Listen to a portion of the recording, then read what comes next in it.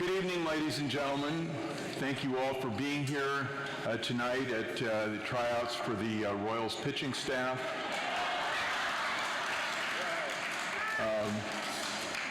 As you are aware, I hope, most of you are probably aware, today is the 100th anniversary, the 100th birthday of Ewing Kauffman.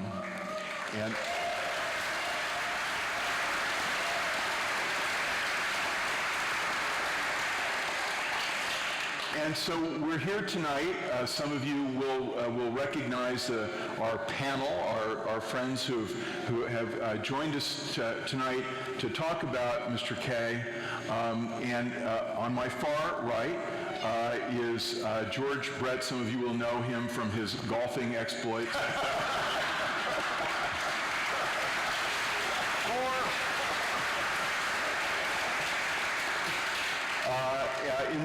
In the center, as she should be, is Julia Irene Kauffman, and some of you will know her from the little shack that she's built a little far south to us. And my good friend Luke. Yes, thank you.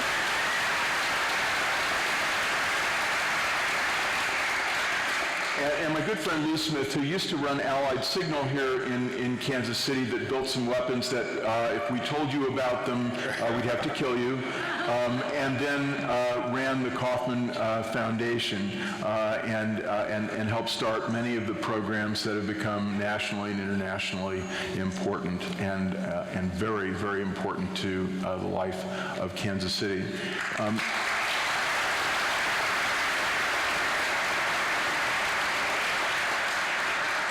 And I'd like to mention the fact that Jeff Jolly, who's an assistant to Congressman Cleaver, just handed Julia Irene a copy of what Congressman Cleaver entered into the congressional record today, which is a notice of the importance to our life here in Kansas City of the 100th anniversary of Ewing Kauffman.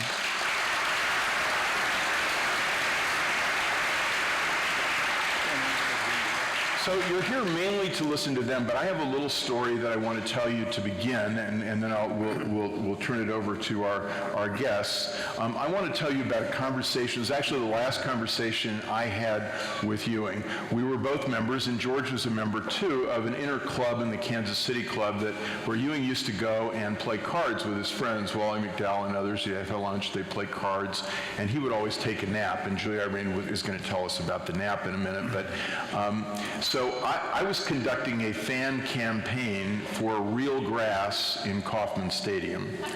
And I knew when Ewing woke up from his nap. And he would sometimes watch TV or sometimes he'd read. He'd be sitting there, and I kind of timed it right. I did this 2 or 3 times. And I went over and I talked to him about real grass, and I said, of course, I'm hoping to get your support. He said, I'm completely with you. I said, that's great. Well, you own the team, Mr. K. So when can we expect the grass? He said, I can't do it. And I said, why? He said, Herc Robinson doesn't want it. And it's an interesting fact, and I think these 3 panelists can tell you about this. It's an interesting fact that Ewing Kauffman had huge respect for the people who knew what they were doing inside his company at Marion, inside the Kaufman Foundation, in all aspects of his life, and he could turn a decision over, even if it was the wrong decision, as is the case in real grass in Kaufman Stadium.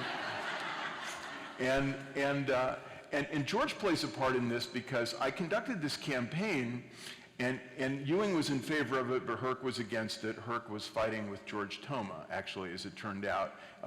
George may know about this. Julia might know about this. I know the whole story. Am I correct? I mean, this is what George told me, and Herc kind of confirmed it. I talked to both of them. They were fighting about each other's front yards and who had better grass in their front yards. And so, but here's how it finally happened. So George, on his last day in Kaufman Stadium, announced his retirement. I hope I'm remembering this story correctly. I flew a plane over the stadium that had a banner that said "Real Grass," and And, you know, there were people applauded and whatnot, but, you know, we got 10,000 signatures on a petition and whatnot, but I knew it was a losing cause as long as Herc was around, except George announced that he was going to be a vice president of the Royals. He was retiring vice president of the Royals, and a reporter asked you what you wanted to do as vice president of the Royals. Put in real grass. Yes! Now the reason I was told they never put in real grass is because it rains so much in Kansas City. Right. And Kansas City is a small town, and they had so many Royal fans that were going to drive 50 to 75 miles a day, and if they had the AstroTurf, which is the worst thing in the world for a player's knees. I just had another knee surgery 2 months ago. And it is the worst thing on your knees and your ankles and your lower back, but the people convinced Mr. Kaufman that, look, we can have a 2-hour rain delay and put the Zamboni on the field, squeegee off all the water, and the game will be played. Right. And then all of a sudden, this is back in the 70s, the early 70s and the early 80s. Now all of a sudden it becomes 1993, and they do a little addition to the stadium, and not only did they move the fences in 10 feet, they put in real grass. So I'm going, what is going on? I played in the biggest ballpark for 20 years to hit home runs in, and the hardest ballpark on your body, and the next year they shortened the fences and put in grass. It just didn't seem fair to me. Yeah. Life is like, but that's the reason is why they had the AstroTurf. well, and Mr. K was always in favor of it, but it took George announcing that he was in favor of it for it to actually happen, because he trusted the experts, and I think on that particular one you outranked a Herc. Anyway. Well, I don't know. I just know that thing wasn't good for your body. You know, it's not good for it. And so I mentioned I was going to tell this story, and Julia Irene said she knew. I thought that he was taking naps at that point. It was late in life. It was just before he died. It was because he was, tired, weak from the illness and whatnot. But you said no. It actually goes back to his Navy days. He was in the Navy, and he learned to sleep for those 4-hour watches. And he really never got off the 4-hour watches. He, of course, started Marion Laboratories, but he would only sleep a few hours. And believe me, he napped all day. And one thing that was never written about him is he literally jumped out of bed. He flew out of bed to start the day. Good morning. That could be startling. That could be very startling. Well, he's like Churchill in that Churchill also loved to take naps in the afternoon. He thought it was the secret of his success. But the other thing that he told me in these last couple of conversations I had with him, and it's a story that's in his biography, and few of you may know this, is the importance of reading. I mean, we're in a library, so I need, of course, to tell you this story. The importance of reading in his life. There was a moment when he was 11 years old that he had a heart problem, a leaky valve in his heart. Right. And in those days, the recommendation of the doctor was a year of bed rest. And they were living, I think, somewhere like 37th and Harrison. And his mother, Effie Mae Winders Kaufman, who our grand reading room on the 3rd floor is named after for obvious reasons, went to the Westport Library, our Westport Library on Westport Road, and brought him books back every day. And he read 40 books a month at the age of 11. 40 to 50. 40 to 50. 40 to 50, and he said to me in the conversation that I had with him at the Kansas City Club, he said, that was my real education. And he said, I've never stopped reading, and that is one of the most important things you can do. And when he started the Kaufman Foundation, he read all the books he could read about foundations. He hired guys like Waldemar Nielsen, who was the expert on foundations, national foundations. When he was trying to start a product at Marion, he'd read everything he could, all the chemistry books and whatnot. And I mean, Lou, do you remember his reading when the Kaufman Foundation? Well, he read a lot, but he had an insatiable appetite for about all things. But one of the things I wanted to point out, a lot of people don't realize, one of his favorite books he mentioned was Dr. Hudson's Magnificent Obsession. And he said that was one of the books that he read that gave him some of the ideas about treat others as you would like to be treated. Those who produce should share in the rewards and giving back to the community. So he traces all the way back to when he was, oh, you have a copy? I don't actually have a copy of Dr. Hudson, but this is the original. That book is a sequel to this book, right. Magnificent Obsession. And some of you may have seen the Rock Hudson movie, right. Magnificent Obsession. Douglas Sirk directed. Jane Wyman, first Mrs. Ronald Reagan, is in it. And this one is about a doctor, Dr. Hudson. It's about a guy who kills Dr. Hudson, actually, Robert Merrick, and then devotes his life to saving lives. Yes. And this was, so Ewing said, one of his favorite books in the Dr. Hudson book, and it really is, it's about a person with an obsession, which clearly is what Marion and the success of the company was an obsession with him. Getting the products right, getting the people right was an obsession. When he bought the Royals, or when he bought the franchise that became the Royals, that was an obsession, getting that right. When he created the foundation, it was all about getting it exactly right, and getting it exactly right, not for the money, I think. I'm interested in what you all have to say about that. Never about the money, really, but about doing it the right way, getting it right, and building something and making something. And almost always it was something in which he could give in some way back to the community. Well, that's very true. He believed that he ought to use his money for the good of this community. And you think about the early programs he had, Project STAR, for example, students taught awareness and resistance. It was to hopefully encourage our youth to not get involved in not just drugs and alcohol, but cigarettes and those kinds of things. And then he had Project Early, which was concentrating on prenatal care for our women and going on through after the children were born. And he followed that up with, everybody knows about Project Choice, but there was Project Essential. How do you build the self-esteem for our young men and women at a very early age? And so his focus all along was on how can I help make this community a better place in which to live, to work, to recreate. And he did that till the end of his life. Right. He said, Julia, more than once, he had a philosophy that's a variation on the golden rule, that you treat people others as you want to be treated. He said it wasn't, unlike the golden rule, he said it wasn't religious, though it's an awful lot like the golden rule. And I think I heard it daily. Daily, yeah. Now, there are a lot of stories about this, and they kind of cut both ways, which is to say, at Marion, one of the things he was most proud of at Marion was that he created so many millionaires because he had shared stock. He had a great bonus system in the early days, paid for performance, etc. At the same time, he could be kind of a tough taskmaster. In fact, you and I have talked about this before. Well, he was toughest on me. Yeah, especially. I can remember once when he said, "Young lady, if you don't get to work on time, I'm going to dock you an hour, and I'm going to dock you an hour's pay for every minute you're late." So I smartass. I said, "Well, then if I'm 8 minutes late, I won't come to work."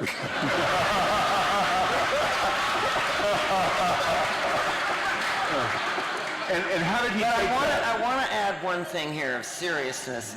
I really don't know that this is a fact, but when I met him, he had already established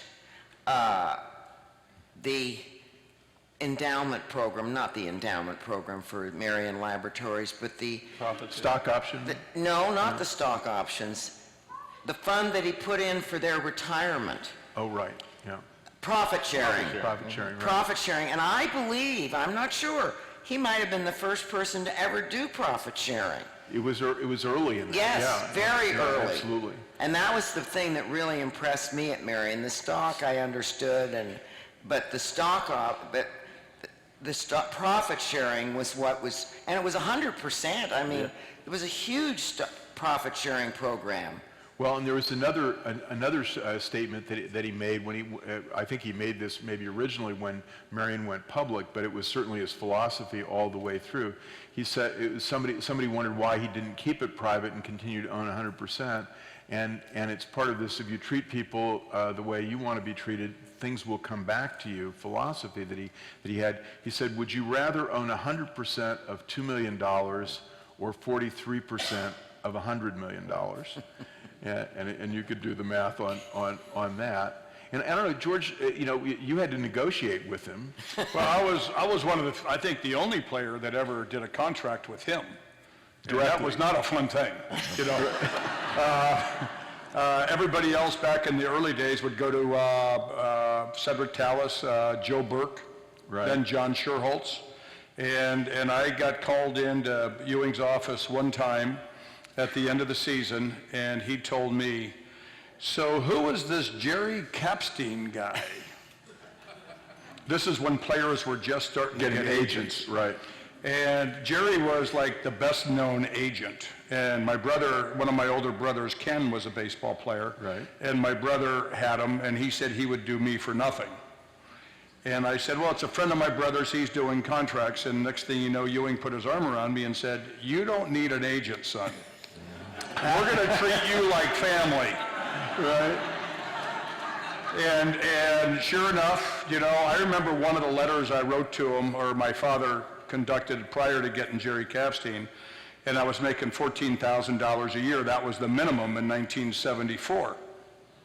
And I had a pretty good year, and we were asking for $28,000, and I got a $3,000 raise to, $19,000 a year. But my dad wrote a pretty good letter. And the next year, he gave me a 5-year contract. But he put his arm around me, and he trusted me, and for some reason, he liked me. And he gave me a 5-year contract. I can't imagine what that reason would be. Right. Well, I had never really had that much success. I never hit 300 in the minors. My first year in the big leagues, I hit 125 with 45 at-bats, not many. The next year at the All-Star break, I was hitting 200 with 200 at-bats. And then Charlie Lau stepped into my life and kind of made some suggestions, and I listened to him. What a concept, listening to your hitting coach. What a concept. And so I listened to Charlie, and then I ended up I got it up to 282, and that's when Ewing gave me a 5-year contract. Right. And ever since then, I remember Mike Herman and I going to the Kansas City Club through Ewing's instructions, and Mike and I sat down. "You're talking about stock options?" "I got them." "I sold early." "How did I do?" I didn't. "How did I do?" "Crosby, did I do good?" Yeah, well, "I sold early." Depends on what you mean by early. Yeah. Well, anyways, but it was no. good. He was he took such an interest in me, where I remember 1975. He called me up one day. I was living at the Ramada Inn on Nolan Road in I-70. It was the first week of the season. I had just purchased a home on 1409 South 13th Street in Blue Springs. Paul Splittorff was my realtor. And he said, and that year, Roger Nelson, a pitcher on our team, delivered a package to my house. Wow. Because we were making $15,000, $20,000 a year. Yeah. The good old so he called me that day and he says, "I want you to move in with a new guy I have coming in town. They just bought a home in Lake Quivira. He's got a lovely wife and 2 kids." It was Mike and Karen Herman. Right. Who was his CFO, Chief Financial Officer at Marion Laboratories forever. Right. And I said, "Mr. K, I had just bought a house yesterday." And he told me to stay in town, meet as many people as I can in the city, so you're not dependent on just the Royal employees and the guys on your team, because I got a feeling you're going to be around for a while. And I took his advice, and Mike Herman and I became very good friends. Did a lot of contracts with Mike, and always had my meetings with Mr. K. Some days it wasn't pleasant. Some days I was in the principal's office, and some days it was a good pat on the back. But it was so he treated you like family, which is to say he treated you like Julia Irene. Yeah.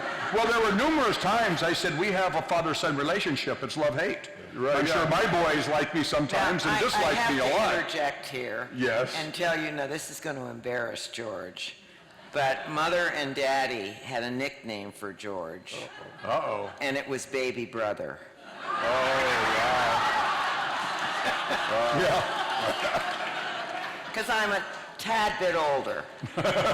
A few months. We would never know. Now, George was telling us a little story about how the fatherly advice you were getting from Ewing about your clothing at one point. Yeah, we thought you had to dress up a little more. Yeah, he wanted me to go to Michael's. He got all his clothes at Michael's here downtown. So one day I drove into downtown and I went to Michael's and I walked around. I was 22 years old and I'm walking around and the guy says, "Can I help you?" And I'm looking around and I kept looking around and I kept looking around and I said, "No," and walked out. But right now, if I went into Michael's, I would probably buy something because I'm 63 years old and not 21 anymore, or 22. Right. Well, I have to interject again and tell you that Mr. K never entered the store. Mrs. K? Mrs. K did all his shopping from the skin out. And when she left town, which was frequently, because she loved to travel, he would call me. He'd say, "Doo," that was my nickname, from Dooley, "get over here, I've got a speech tonight, lay out my clothes." Oh, man. So you didn't know that. Right. Well, you know, one of the things, I mean, he's a very strong guy. We know that, and many stories about his strength in various ways. But it's also true, his mother was very important to him, and your mother was very important to him.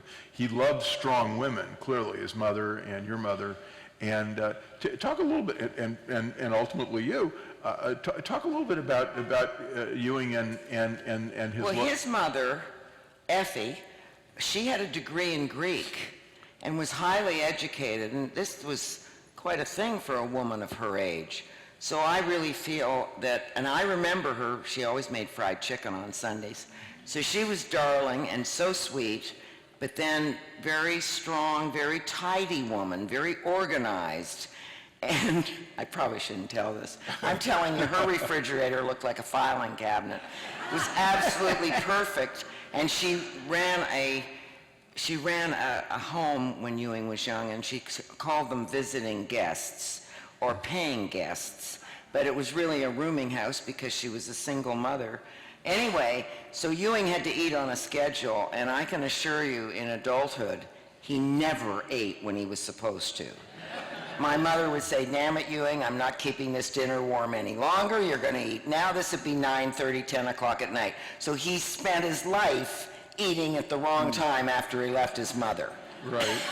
Okay. Rebellion is... Rebellion, a little rebellion. I would say, you talk about mothers, for me it was interesting. The first formal meeting I had with Mr. K was in his office on Ward Parkway, and I'd spent a lot of time reviewing all of the statistics on my company and how well we were doing. I met with Mr. K for an hour and 15 minutes. He didn't ask me a single question about my business. We talked about his mother, my mother, growing up, and what I've told people many times over and over again is that he knew I could run a company. He wanted to know who I was, not what I did for a living. And it's always stuck with me and how much he cared for his mother, and he was just very close to her. And Very. You know, there's a great story in the biography, in Ann Morgan's biography of Ewing, about you and your father, about after, I guess, you had gone on the board of the foundation and were his advisor in these areas. He sent your father on his birthday or something like that. He sent him a note and said, "Your son is doing such a great job." Well, it was more than that, and I have to be careful not to get emotional, because this past year I was cleaning out my father's home in Jefferson City, Missouri, and I found that original letter with the original envelope, 24-cent stamp, and basically what he told my father was how much he appreciated getting to know me, but equally important, he told him that your son told me that you're the mentor and the hero in his life. You must be special also. But he had a way, Mr. K, of making people feel special. And probably many people in this audience here can talk about that, the little notes or the comments. My first board meeting, I was a little shy, and I was the first non-Marion Laboratories person on the board. There was Mr. K, Charlie Hughes, Mike Herman, Jim McCraw, and Bob Rogers. And I listened, and we had a long meeting, and after the meeting, he said, well, Lou, you didn't say a lot. I said, well, Mr. K, I was listening and tried to learn from the people that are there. He paused a moment, he said, these gentlemen can also learn from you, which also told me he wanted me to speak up. He never had trouble getting me to talk after that. Well, you know, he over the years he had a lot of there were moments of big problems in the company. Moments when the company, I mean, one of the interesting things about Marion that's probably not known by everybody outside of Marion is that it really was a reseller of other people's products through most of its original history. And as things got bigger and the pharmaceutical companies got bigger and the FDA got tougher, it became harder and harder to become a licensee of some of these products. And there's a moment in his life when he has to hand over the management of the company to basically to other people, to Mike Herman and Fred Lyons and folks like that. And he's able to do that. And I don't, you know, the three of you knew him, and he's a masterful man. He had a fairly large ego, which one must immediately say was justified. Absolutely. But what was it in him that allowed him to turn to people, whether it was turning, you know, handing the team over to John Shearholtz or whoever he did at a moment, or handing the company over, or the foundation where he essentially let Mike and then Bob Rogers and you instruct him. I mean, you know, he's a man. Is it that he was always learning? I mean, that seems to be one thing. He used to tell me, he would say, you know, if you don't know how to do it, hire the best. Yeah. And that's what he did. He hired the best for his baseball at the time, and he turned it over to them, and then he learned from them. There were many times later on in life I think he knew more, but he never interfered. And he did the same thing at Marion and the foundation. Yeah. And I suspect now, many years later, that he did it because he wanted to teach us. Yeah, I think he was teaching. He said hire people because of their intelligence and because they care for people. And if you do that, you're going to have the right team. And he trusted his team. I'd say that he clearly delegated, but Mr. K stayed involved also. He was not on the sidelines, and I think all of those who were close to him knew his wishes. And it always struck me about not just Mr. K, but literally hundreds and thousands of people who espoused his philosophies and his beliefs. I told my granddaughter this afternoon, she said, well, we were talking about when Mr. K died. I said, well, you know, Mr. K is no longer with us, but he's not dead because he's alive in so many other people that he mentored, he nurtured, he coached, and there's many people in this community and others who still are living through his learning. So I think he's teaching us as we speak right now. He continues to do it. Director Crosby sure. In baseball too, the Joe Burks of the world, you know, just the salt of the earth human being. You couldn't find a nicer guy. Understood the game of baseball, and he would kind of manage the major league team, and then they had John Shearholtz doing the whole minor league system. And then Joe got sick, and John was ready to step right in. And Ewing had ideas, and I'm sure he shared his ideas with them, contracts, who he wants on the team, who he doesn't want on the team. And to go back even farther, he started the baseball academy down in Sarasota, Florida, something that's never, ever been thought of, and baseball's been played for over 100 years. He wanted to find good kids that were good athletes, that never really maybe had a chance to play baseball. In Kansas City back then, I was talking to Frank White. Frank White didn't even have a high school team. They played Ben Johnson and that stuff. Right.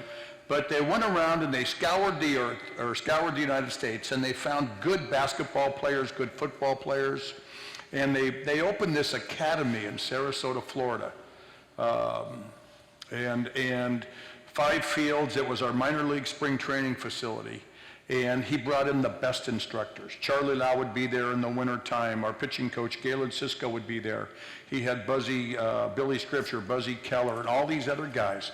And they basically lived there. And what he did is he sent them to college during the mornings, and they'd play baseball all night. And then have chalk room or classrooms that evening. And Charlie Lau would be showing video and demonstrating hitting. We got Frank White out of that program. We got UL Washington, played there a little bit. We had another guy, Ron Washington, who is now the third base coach for the Oakland A's, and they had a couple other guys make it to the major leagues. But it was an incredible thing, and I think at the time it was considered he wasn't getting the bang from his buck because it was really expensive. Right. And so finally they've kind of put a nix on it. But that was the way he was. He had an idea. Let's see if it'll work. And he changed the lives of so many people because these guys, most of them were inner city kids. They got a chance to be professional baseball players, got a college education, which education I think is more important to him than anybody else on the planet. Right. To get a good education, give them a chance to make it to the major leagues. And it was, in my mind, it was a success. Well, you know, I mean, it's interesting. He did close it down because it was very expensive, and if you looked at the number of players who were coming out, it was relatively small, though Frank's done pretty well. Now he's our county executive, too. But he said later in life, somebody was asking him about his mistakes, and he said the biggest mistake I ever made was shutting it. closing down the Shutting it baseball down. academy. Right. And they're starting them now. Right. Yeah, well, the RBIs in urban, we have one going in here. Right here, Moore's yeah. doing it. The Royals Yeah, are involved it's- with at 18th It's just and Bond. it's to get kids interested in the game, teach them the right way, give them classroom activities to do, and not only to be a baseball player, but to be an announcer, a groundskeeper, anything. You know, just to kind of get them interested in the game of baseball. The love for baseball. And, you know, I mean, the way he structured the team and the finances of the team, just reading the biography as I have been over the last few days, I didn't realize that at one point, I think it was in the 80s, maybe the late 80s. We had a higher payroll than the Yankees. Yes, that is exactly it. Imagine that. Highest payroll in baseball. I remember... That was about 1990 or 91, I think. Right. I think it Yeah, was. exactly. And then mind pointing that out when we were talking about revenue sharing. Right, because then, right before revenue sharing happened, which is when the foundation was trying to sell the team, and I remember Mike Herman came up to me at the Shakespeare Festival. We were both in line for an ice cream cone at the Shakespeare Festival, and South Moreland Park, and he said, we're trying to put together an ownership deal, and I've got this Irishman from Baltimore who wants to, Miles Prentice, he was trying to buy it, and David Glass was sort of out of it at that point. He was tired of the Star writing nasty things about him, and so Miles was putting the team together, and I was looking at the payroll, which was about $24 million at that point, which was like 10 times less than what it had been in 91, and revenue sharing was about to happen, and then I looked at how much money the team was losing, which was about $10 million. And I thought, Ewing must have really loved the baseball team to do what he did. It was never about money. But some of you will remember there were actually $1.50 seats at Kaufman Stadium that I think survived at least until Ewing's death. So, he did believe in sharing his success, and he believed in giving back in various ways. But you said education was important to him, and Lou, I mean, the foundation really has been about two things, and the core of it has been about entrepreneurship, of course, and education.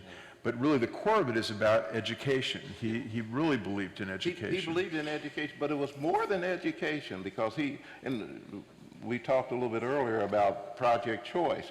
What he understood was that it was not sufficient just to offer an education. It was the entire surrounding community and the environment in which you grew up that was important. So yes, education is important, but if you don't have the support system, if you don't have a safe community to live in, then you're going to be distracted when you are in the educational environment. So it was community, education, entrepreneurship, and one of his thoughts was, let's teach people how to make a job rather than take a job. And I think that's been proven to be quite successful based on the ongoing work of the foundation. One of the things that's interesting as he set up the foundation, there are people like Jerry Kitsey, whom you worked with, who's still very active in early childhood education in Kansas City, who was hired by the Kaufman Foundation to do that, explaining to him and his learning. He had a vision of his life, his mother, and who worked so hard, after his mother and father divorced, and she had the boarding house that Julia Irene was talking about. And he had a paper route and various other things. He worked for a laundry for a while when he could drive. He drove for the laundry, etc. But the vision of that was that everybody who works hard can get ahead. A sort of Horatio Alger story, which is also interesting because you have, later in life, he collected all the Horatio Alger. He won the Horatio Alger Award. Right. Yes, many years ago. And you have his collection of Horatio Alger books. I do. And Does the library want them? Is that what yes. you're putting?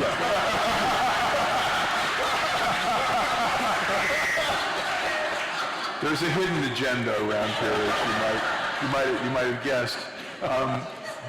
But the amazing thing was he was able to learn, I think Jerry and probably you too, Lou, that the world has changed a lot too, and that growing up, even in a poor family, is very different today than maybe it was in the 20s, growing up in a poor family, at 37th and Harrison.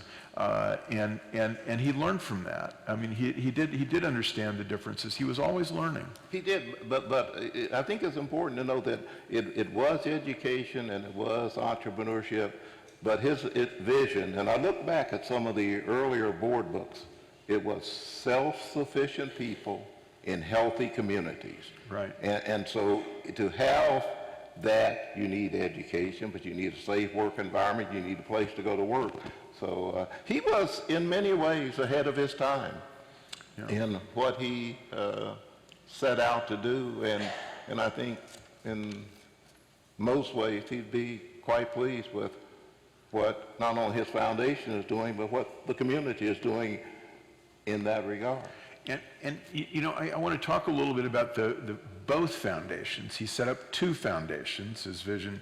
Well, your mother. She set up her own. Set up her own foundation. No.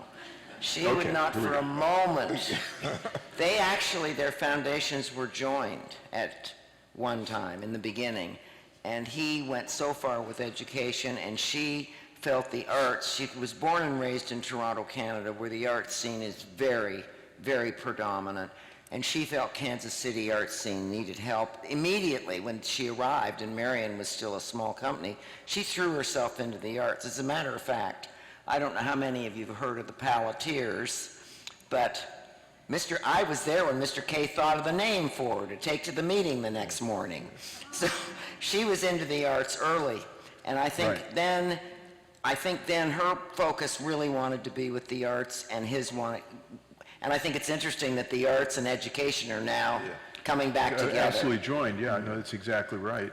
That's exactly right. So in thinking about his legacy, I mean, there's so many legacies. George, he would certainly be happy about the Royals World Series victory. He might be a little less happy about this season, but is there kind of a return to the Kaufman spirit at Kaufman Stadium? I think so, yeah. Well, I'm just so happy. You go play you used to play at Comiskey Park, now it's U.S. Cellular Field. You used to be Giant Stadium, now it's Pac Bell or whatever. You don't even know where they're playing half the time because they've sold out and they've sold to the corporate dollars. Hopefully it'll be Kaufman Stadium till the day I die. I think here's a guy in 1968 or 1969, I don't know when he actually wrote the check for the for the ball club. But, you know, obviously he did. 68. 68, and they started playing in 69. And as you said, you know, he must have really loved that team because he didn't make a lot of money. No, I remember when I signed in 1971, I was a second-round pick by the Royals, and I got a $25,000 signing bonus. And my brother Ken had been through the draft earlier. He was drafted in 1966, first round by the Red Sox, and he got $100,000. So all of a sudden I'm saying, okay, we're going to do pretty good here, you know? Well, the Royals drafted a guy named Roy Branch first, and he said to the scout, I ain't signing unless you give me $40,000. I was a second-round pick. I thought I was going to get 40. So I got 25, you know, because you can't pay the second-round pick more than the first-round pick. And Ewing was the guy that not only, he split it up 2 years. I got $15,000 the first year and $10,000 the second. So he was a good businessman. He was a good businessman. But you know what? He wasn't making a lot of money. No. Yeah, if you look at it now, I think he sold the team for $95 million, and it's worth over $1 billion nowadays with BAM and baseball is that network they have. But you know, he wasn't afraid to lose a little money, but he wanted to give this town the sense of pride and make it feel like a big city. And he sure did a hell of a job doing that. And unique.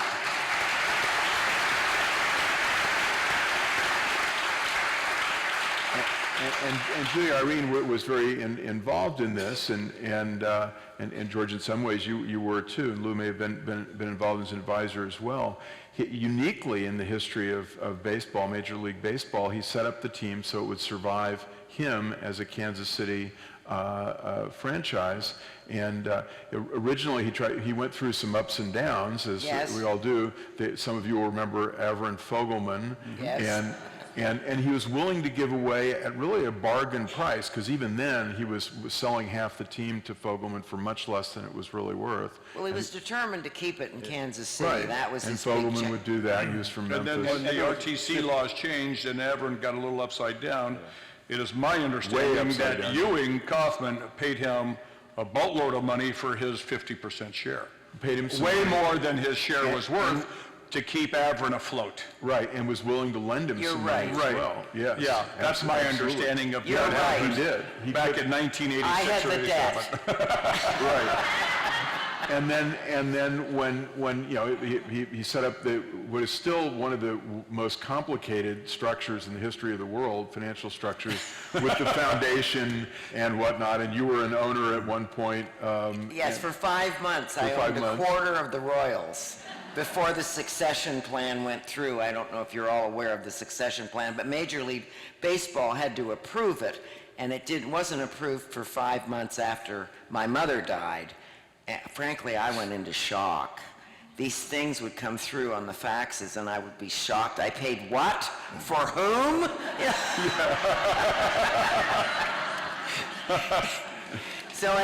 But it passed, and then I went into the community. The IRS fund. gave him 5 years, gave Yes. the foundation 5 years. Yes. That's where I came in my very small bit part in this. And when, right, talking about buying the team. And the team was sold at that point for about $95 million out of the foundation. And as George said, today it's... Well, no, just a second. The foundation didn't get all the money. Yeah. No, right. It went to the community foundation. Community foundation, right. And then Mr. Kaufman's foundation directs 50% of it. There were Right. 2 donor-advised funds. And I'm the other donor-advised fund. Right. Which is interesting how that happened. It's Yes. kind of a family Yeah, story. yes. And apparently when the succession plan started, I was told by my mother, get down to the office this morning, be there. So I'm there and I listen, and they're talk about the succession plan, and they want $50 million from the community to help support the Royals through this transitional state. So Mother got up and said, I'll give $5 million, and Daddy said, I'll give $5 million, and then Don and Adele Hall got up and said, they'll give $10 million, and on down the line. So I don't know when, but all of a sudden later, Mr. K said to Mrs. K, I'd like my $5 million for for the baseball team, and she said, "Well, take it out of the joint dividends." Now, that's from Marion, the joint dividends, and of course he kept all the joint dividends. So he went, "Well, damn it, I'll give the donor advice fund then to Julia Irene."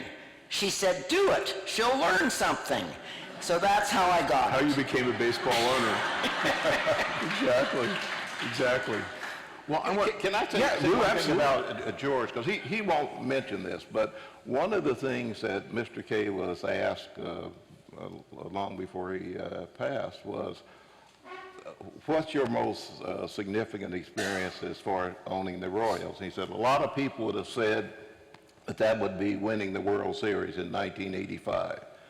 But he said, even though that was very important, what is most memorable to me was 1980, when George Brett hit the home run off of Goose Gossett.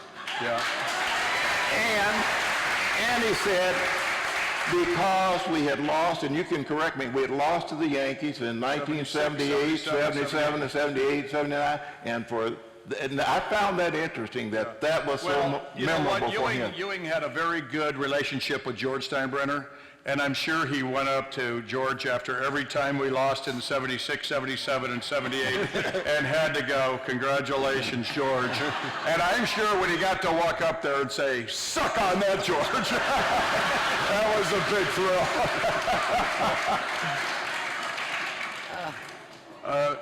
So, before, if you all are open to it, we might go to questions from the audience in a minute, but you all three knew him personally really well. And, so we've been talking about the business leader, we've been talking about the baseball team owner, the foundation creator, all of which are fabulous legacies for Kansas City. But what about his personal life? I mean, at one point, he obviously, material things didn't mean a huge amount to him. He was a workaholic, he liked building things. He didn't take long vacations. I understand that he'd said at one point that he hated vacations because he wanted to be doing something. He wanted to be back in Kansas City. He said, "I've traveled the world, and Kansas City's the best place in the world to live." Right. It's,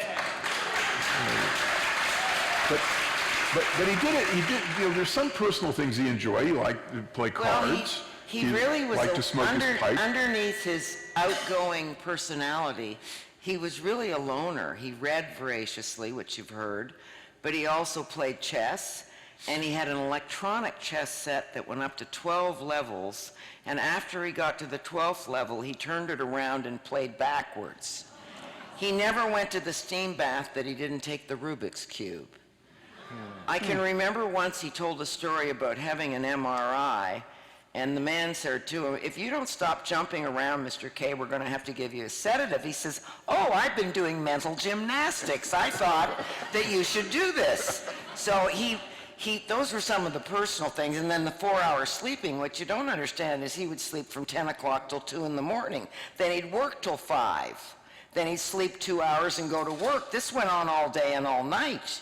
He would get up. You never knew when he would be up. You couldn't sneak out too much. We won't go too far with that, but at one point he had racehorses. Were there He did, but that was for my mother. That was for your mother, She was okay. the racehorse, yes. That was for my mother, and one of their winners was called Tainted Lady, and he used to say he named her after me. But their big winner was Moon Trip, and it didn't last very long. He felt the horse business was not as ethical as it should have been. No, really. So he did say at one point, and maybe you got to spend a little time on it, that he never really understood what it meant to be rich until he had his own plane. Yes, that's what he said. But I never understood it because he was so rich. Right. But, I was totally braced myself for years because he was tough on me. I had my own father's money, and I lived on that, and he was strict. He was very strict with me at home. And I had to work the doors at parties. I had to help with parties. I had to, one of my jobs was to travel with my mother because he didn't want to go. So all the Lancer trips, I would go on with her, but then I felt guilty because he raised me this way, so I had to become a Lancer to earn the right because I was raised with earn the right. Well, I'd like to play golf. Well, you haven't learned earned the right yet. So I didn't get to play golf as a kid. So, I mean, it is interesting you mentioned the Lancers. That was one of the things he was proudest of. That was something he invented in He baseball. did. He did. He got And there are other teams that do that now? They do it now, yeah. I didn't know that. Baltimore has it. They have the orange coats or something. And it started out as a way to sell season tickets and It started out with the businessmen of Kansas City Right. and helping him sell the season tickets. right. And he went into their offices and he found everybody wanted to buy it, so it was pretty easy. So he thought it would be easy. It wasn't easy. I was the Lancer. You were a Lancer. It wasn't easy. And he gave me all the difficult sales. And there is one moment though when it was easy, which was after the '85 series. Well, I know, but I started selling in the Right. 70s. And he made the Lancers stop at 12,000 season Yes. tickets because he wanted everybody to be able Actually, to go to it the. was 14. Okay, 14. But he really did, and he insisted on certain parts of the general admission had to be held for the publics. He was very good about the public and making sure that they got seats, absolutely. Well, I Right. think it stopped at 14, Julia, because if you had season tickets and they made it to the postgame or postseason, you got a chance to buy one more ticket with your ticket. So if there were 14,000 season tickets, that's 28,000 that they could sell, so there'd still be a good 12,000 left for the general For the public. general public. Yeah. And I Yeah. think And 14,000... I think that's why he stopped it. Yeah. And there were times, I swear you could have sold 20, 25. Right, yeah. But he didn't want to go Could've made against more that. money. He wanted to treat the season ticket holders, the fans of Kansas Right. City, like he treated his ball players and like he treated his associates Marion at associates. Marion. Treat them very fairly. And he was speaking of associates, he's one of the first people to say, I'm not going to call my folks employees, they are my associates. Right. And in some companies that's, is just a cover for the reality, but he really meant it. He really did mean it. Yeah. All you had to do was walk around any of the organization he was affiliated with, and you would understand it. He said, don't want to be employed by somebody, but I don't mind being associated with them. Just like he said, I don't want to be managed. I don't mind being led, but I don't want to be managed. So, and Lou, as we wind up, one of the things that's really extraordinary that is his legacy, and I'd kind of like you each to sort of sum up what you think his legacy is on his 100th birthday, but the Kaufman School, now being run by the Kaufman Foundation, is actually performing at an incredibly high level with kids who are coming from the most challenging backgrounds in the community. I think, the work that you've done, that Bob did, the various successors that Wendy Goulies and Jan Kramer are doing now at the foundation, and Julia Irene is on boards of both yes. foundations now, is really extraordinary. And I think he would be enormously proud. He would think that he had succeeded in what he wanted to do with the Kaufman Foundation. Well, I don't think he would think he would have succeeded, but I think he would be delighted. Succeeding, okay, yeah, because there's still a lot more to be done. But I think he would be tremendously pleased. I spoke to these, I was at the Ewing Marion Kauffman School this afternoon. They also kicked off the 100th birthday with a birthday cake and cheers, and I spoke to them, and really I was very moved because they're so enthusiastic and they're so happy and they're so well behaved, and he would be so proud of them. And I told them that he cared about them and he loved them, and I said, and he loved all of you that weren't born when he died, because he used to speak about the future, and he'd say, years after my death, children will be getting an education because of this money. I don't want this money to just go to buying airplanes and paintings and things. I want it to make a difference. So they were the living legacy this afternoon, and I was really thrilled with them. And then the other speaker, yes.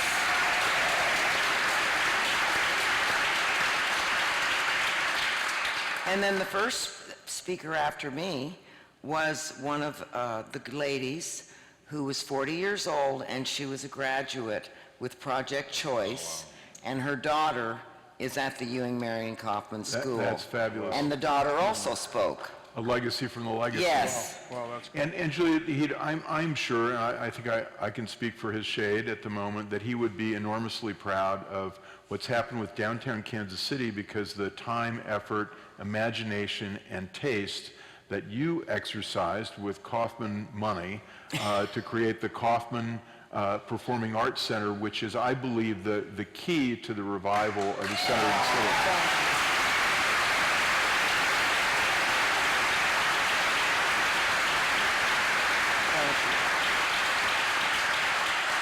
Well, it was Mrs. K's vision, and I decided that I was going to spend the money instead of somebody after me was going to spend it.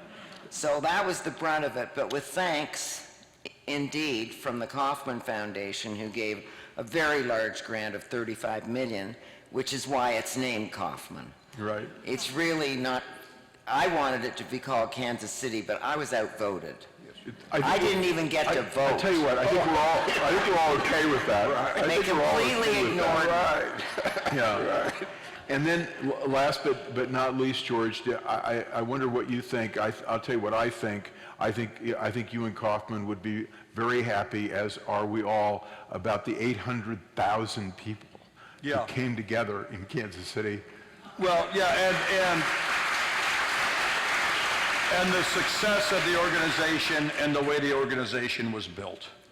Yeah. It was built much like he built the organization back in the early 70s, with first-round draft picks, a lot of guys, and then trades, not a lot of free agency every once in a while to get us over that hump, free agency, but built the whole organization from within. And that's what he did back starting in 1969. I remember there were times back in 1970, Whitey Herzog, who's a very dear friend of mine, told me a couple years ago, man, we were one pitcher away, and we could have beat the Yankees 3 years in a row. And he said, yeah, but Mr. K didn't believe in free agency. Right. He didn't believe in it. Right. He did not believe in it, and we would make trades. We signed Mark Littell. We traded Mark Littell for Al Rabowski, and then all of a sudden Quisenberry came around. But it wasn't until about 1988 or 89 that we got our first free agency and our first free agent. And you know who it was? Mark Davis. It was a utility player, Jerry Terrell. Jerry Terrell, a utility player. It wasn't a big name superstar. He was pretty good. Because he would have had to compete against the Yankees and Gene Autry back then, and the guy in Texas, Hicks, going out and overpaying so much money. But, he had a plan. He stuck with it. Right. Dayton Moore had a plan. David Glass had a plan. They've stuck with it. I think he would be very proud of what this organization, where it's come back from after that long 10-year period. It was run by the trust. But then all of a sudden David got it, tried some things his way. It didn't work. He said, okay, let's do it the real way. And I think Ewing would be extremely proud right now. And you know what? I even think he would like the stadium. Oh, yes. I think he would love the stadium. I think he'd love the grass, the fountains. I don't think he would like the locker room, because the locker room is too plush. Yeah. Right. Now that it was when I played there, it's too plush. It is. But I mean, they have chairs like this they sit in. When I got there in 1973, you were lucky to get you were like milking a cow. You had that little bench with 3 legs on it, no back. Now they have recliners, and they got, it's TVs everywhere, refrigerators, a chef, a video room, a TV. Yeah, they have a chef. Now I'm beginning to understand this season. Okay. Yeah. But you know what? The locker room and the facilities the players have down there is nicer than his office was, his suite. Right. And I don't think he would like that. No, I don't think so either. However, I must speak up and say that when the stadiums were being built, of course I was pretty young back then, but I remember Mother and Daddy in particular, having arguments with the Chiefs about the number of escalators and the parking. It was exhausting. But he absolutely wanted dedicated stadiums, and he knew that stadium was expandable, and he predicted it. Yeah. Yeah, so he knew it was, And that is true. The particular stadiums for the particular sports was a Kansas City idea, and And now partly you a go to Kaufman idea. Baltimore, you go to so many cities, Philadelphia, Baltimore, they have the stadium here, football stadium here, and the baseball stadium here, and what do they have around it? Parking. And we did this in 1973. Yeah. and it was his idea. Exactly. He fought having to have a dual-purpose stadium, Right. which is why I took his attitude to the stadiums to my Performing Arts Center, which is why I fought for 2 venues, because if you join them, you really don't get one that's good for anything. It's not good for baseball, it's not good for football. Well, you done good. I'll tell you that. Real good.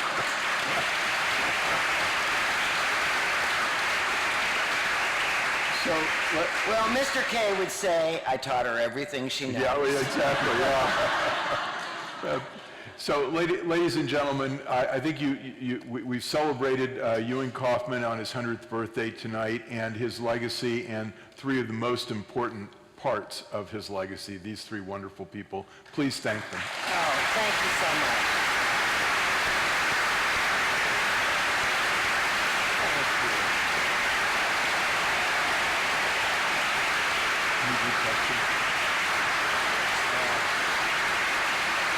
Thank you. Thank you. Oh, thank you to all of you. Thank you.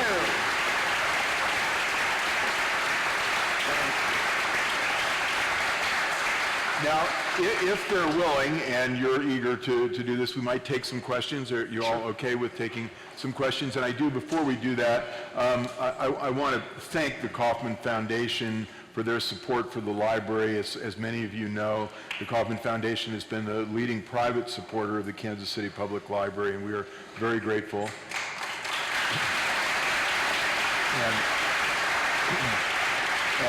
And I also want to thank our co-sponsor tonight, the Truman Library. The Kaufman Foundation, Tom McDonald and Carl Schramm a long time ago had the idea of uniting the library and the public library and the Truman Library, the Truman Forum space at the Plaza Library, and a lot of our joint programming, presidential series, and other things like this that we do. So we're grateful to the Truman Library as well. So thank them. So we have a microphone here. If you have a question, if you would come up over here. It's going to be hard for you to do that. Go ahead. I'll repeat the question. I just wanted to say there's another treasure that you've given us, and that's the Kaufman Kaufman Gardens. Gardens are another treasure.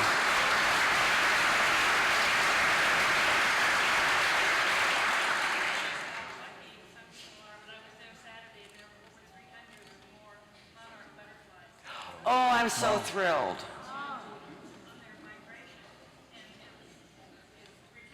So for those of you who didn't hear that, she said she was there recently, and there were over 300 monarch butterflies in the Kaufman Garden across from the foundation, which is great because we're having our problems restoring the monarch butterflies.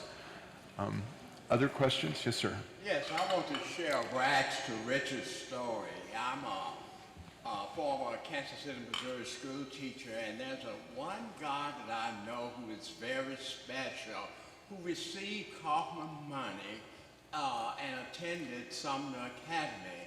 He was completely abandoned by his mother, who didn't want to be a mother anymore, and his siblings didn't want to take him in. But my sister-in-law in Kansas brought him in. He's become a part of our family. Wow.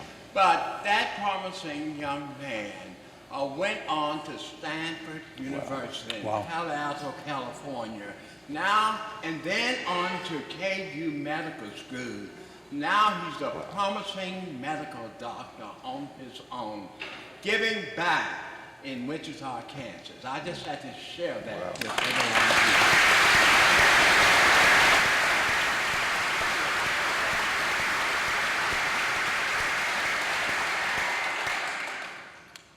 Other questions? Yes, ma'am.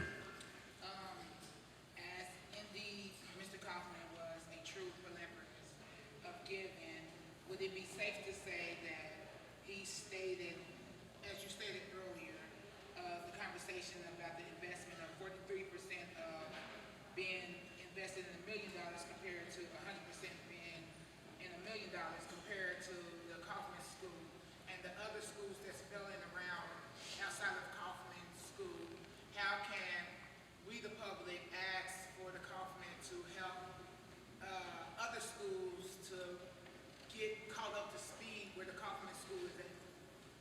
Right, so Lou, I think maybe a question for you, the Kaufman. Wendy should answer that. Oh, Wendy Goulias is the CEO of the Kaufman Foundation, is right here.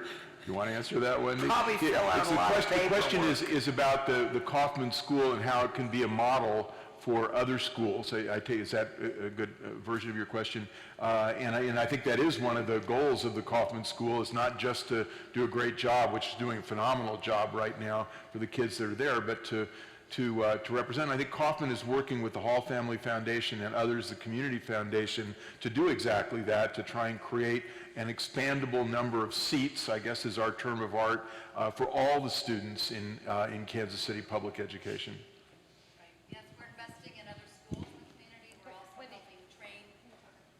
We're investing in other schools in the community. We're also helping train teachers and leaders using some of the lessons we learned at the Kaufman School, so we can share more about professional development and help more teachers and more principals kind of take some of that art and put it into their classrooms. And we probably put in $5 or $6 million the last couple of years in other schools in the Kansas City public area. So. Great. I'm sorry, I had got a call from my son, so I kind of missed some of the piece of your conversation. But I guess my main focus was I had the pleasure of being a judge for the KC debate. And Right. I had the pleasure of being a judge for the KC debate. So I had firsthand being able to go into the Kaufman School and look at how the Kaufman School is set up. I guess my concern is the millions of dollars that was poured into that one school. How can we, as your conversation was, the Kaufman stood for many things, that we have so many abandoned buildings within our Kansas City area that $1 million can kind of bring 5 schools and make them into vocational schools compared to one masterpiece school. And then, being that I was a teenage mom many moons ago, I had the pleasure of going through Living in New Community on 40th and Truth.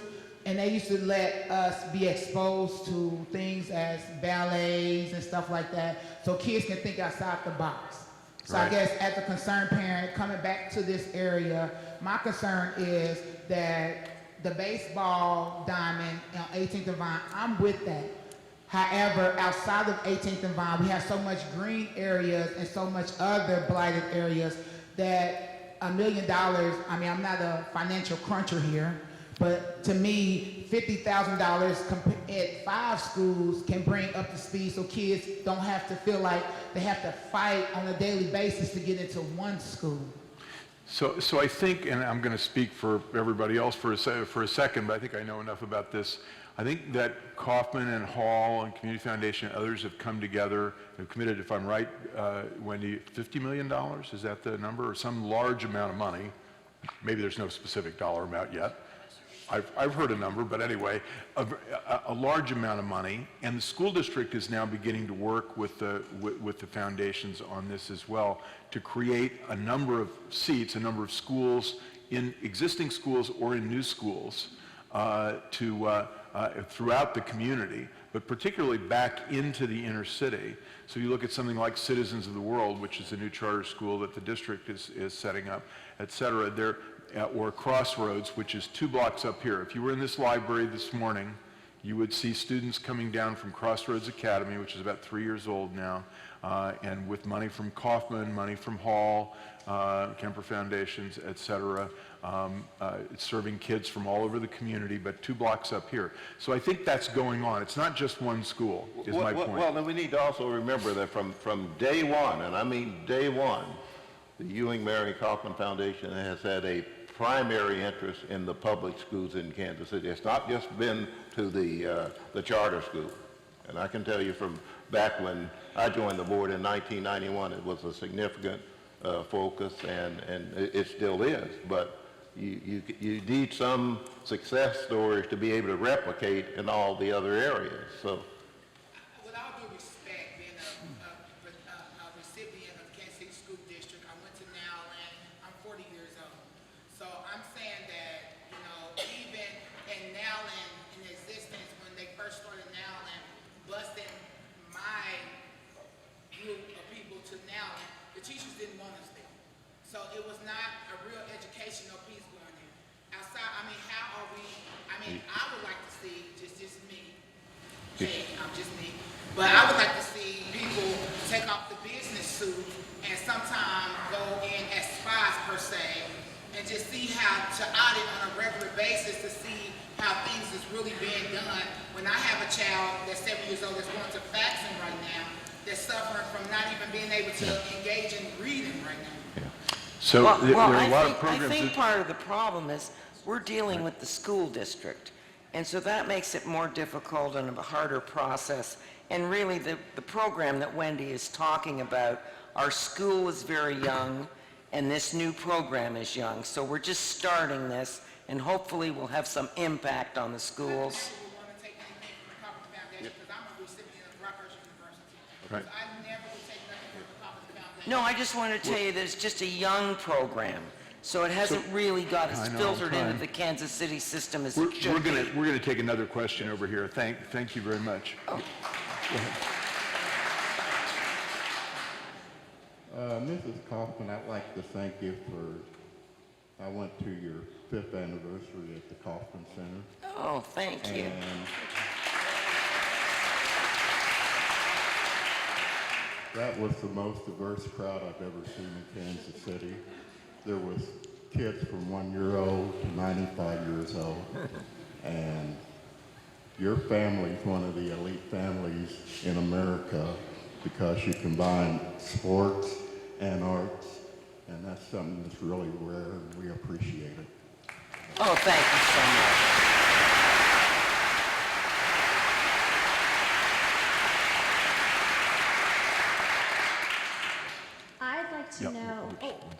I'd like to know how Mr. Kaufman liked to celebrate his birthday. He loved his birthday. He didn't have many birthday parties when he was young, and he didn't get presents because he was selling fish door to door. But when he got older and successful, and he knew you had a little money so you could afford it, he would be saying, "Don't forget my birthday in September." He'd start in April. And by God, you better. He didn't care what you gave him. He just wanted lots of presents, and he savored them, and he shook them, and he rubbed them. I was young. I was a kid. I wanted to get going. You know, I've got friends to see, and Daddy sometimes would take all day. So we would kind of leave him. And then the other thing is, he loved birthday cakes. So he would get a cake in the morning. He would get a cake at the office. There'd be a cake at the country club. Whoa. There'd be a cake at 822. There'd be a big cake at the ballpark. And then many people would deliver cakes to the house. So, I mean, 30, 35, 40 birthday cakes every year was nothing, and he loved it. He loved his birthday, and really this is how all of this began, was I told Wendy about how much he loved the birthday, and the Kaufman Foundation decided to build on that and celebrate his 100th birthday. Here. So maybe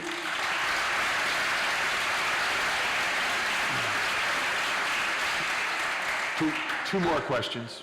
Go ahead. A good friend of mine, Elliot Hollop, was a Lancer. Yes. Elliot. Yes, and he invited several of us to a baseball game. And then afterwards, he said, "Let's go wherever the Lancers were." So we went in. The Stadium Club, probably. Yes. And we went in, and we were talking to people, and there was food, and then your father came in. And it was like just another person had walked in.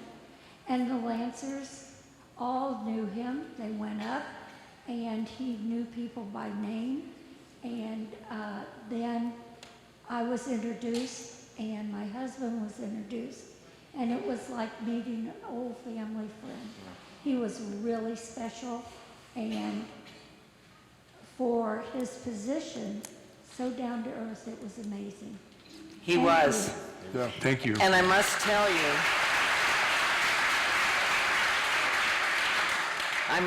you all that one of his great talents was that once he met you once, he always knew your name. He knew every salesman's name at Marion, no matter where they lived in the country. He knew every ball player's name. He knew everyone in the office. He always knew your name. He said it was a trick, and he tried to associate it with something about you. I've tried that. It didn't work at all. Yes, sir, go ahead. Yes, I have a question for Mr. Brett. Yeah. I assume Mr. Kaufman was the primary motivator for convincing a Southern California boy to remain in Kansas City, not just for his playing career, his entire playing career, but also for his career after your tenure as a player. I'd kind of like to know exactly how he did that. Well, like I said, the years and years, when I first started playing, he told me I didn't need an agent, that I was family. And he sure made me feel like family. He did urge me to buy a home in Kansas City. In fact, after I bought my first home, I bought it on my dollar. And then the next year I did a contract, and he said, through Mike Herman, I'll buy you a home in Kansas City. So I sold that one and invested that money, and he bought me another one. And, I didn't know that. Yes, on 54. It's funny, I can tell you every house I lived in. 5419 Mohawk Lane, Fairway, Kansas. A little two-bedroom house. And then as years go by, and then I bought this guy's house right here on Greenway Terrace, 829 Greenway Terrace. But he really urged me to become part of the community. And my brother Ken urged me to do the same thing. My brother played 12 years in the major leagues, played on 12 different teams. So he never really got a chance to settle in. And when he told me that, and Mr. K told me that, that's when I made Kansas City my home. And when you marry a gal from Wichita, Kansas, who graduated from KU, and your three kids all were born at St. Luke's Hospital, believe me, you stay here. It's,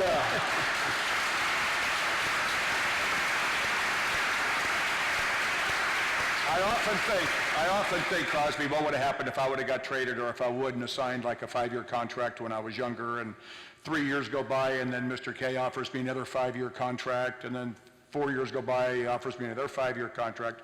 I often wonder what my life would be like now if I would have been a free agent, or if I would have got traded to another team, because they weren't going to be able to sign me. And I really believe early in my career it was Ewing Kauffman that drilled into me that Kansas City is a wonderful place. Avron Fogelman came around for a short time. He drilled in me that I should always stay in Kansas City. And then when I retired in 1993, my last year as a player was also the year that Mr. K died. And I was so disappointed because we were on the road playing when he had his funeral. And I thought maybe they could, I didn't know if we were on a 10-day road trip and it was just the start, and they didn't want to, keep him around that long. But I was really disappointed that I never got a chance to pay my respects. Well, tonight you did. Yeah. And It's a lot more fun than a funeral. Yeah. That's good. So, However, you need to know that Mr. K was buried with a signed baseball from every player in his hands, his royal blue suit, and his Royals tie, a bottle of Cutty Sark, and a deck of playing cards. And so, on that note, I think we'll end, and I hope you will all join me in thanking George Brett, Julia Irene Kauffman, and Lou Smith. Thank you. Thank you.